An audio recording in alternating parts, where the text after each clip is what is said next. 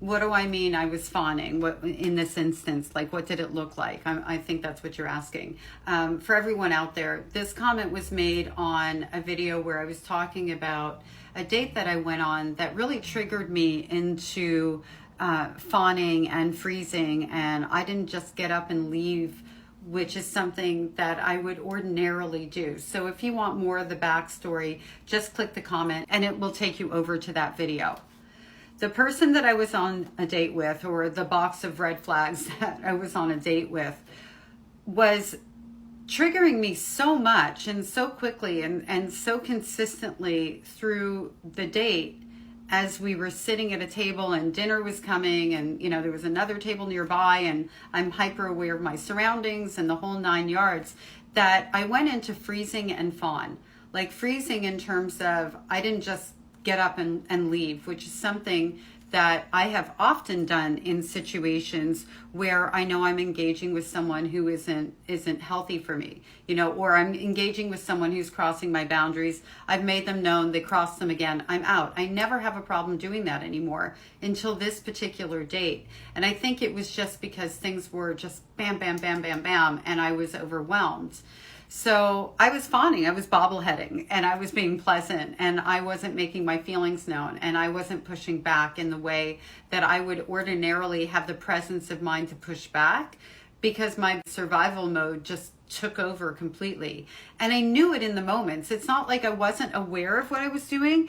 It's just that I could not find that part of my voice that I really needed, because I was that shell-shocked and overwhelmed.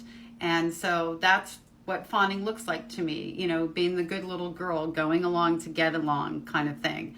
I did manage to end the date, and I did manage to leave the date, and I was safe and unscathed and all of that good stuff. But it did give me a good check-in with myself to, first of all, give myself grace for having that reaction and not be like, oh, why did I do that sort of thing, but rather, it's okay. You had a moment that was overwhelming, and be comforting to myself, which helped me come out of that state a whole lot faster. And by being kind to myself, I didn't do anything to erode my own self-esteem, like what would have happened in my younger years. And those mean voices that I would use on myself aren't my voices.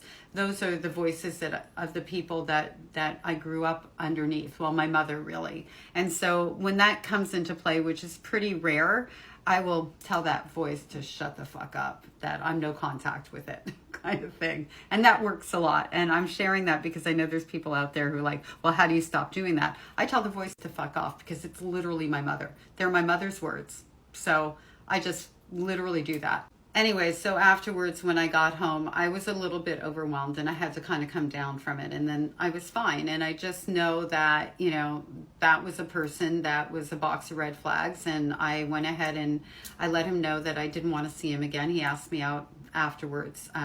He didn't have my phone number. He only had me through the dating app. And I eventually just had to block him off of everything because he was already on my social media. We had people in common. There was like a whole thing going on there, which is how I ended up on a date instead of a meet and greet in the first place. Because normally I agree to meet for a coffee or a glass of wine, and I don't go right in on dinner. And I would definitely say I dodged a very big bullet on this one. And I'm okay with the fact that I fawned and I froze and I had a reaction because I have to be. It's not my fault. It is something that lives within me and as a result of the trauma that I've been through in my life. And I think he must have done something early on that I haven't really attached to that because I'm not giving it any more energy. But he must have done something so early on in how he was going at me fast and furious that really just triggered me off the charts that I wasn't recognizing right away. And sometimes we don't. So what do? Just go with the flow, figure it out, make sure you're safe, and then get out. That's all.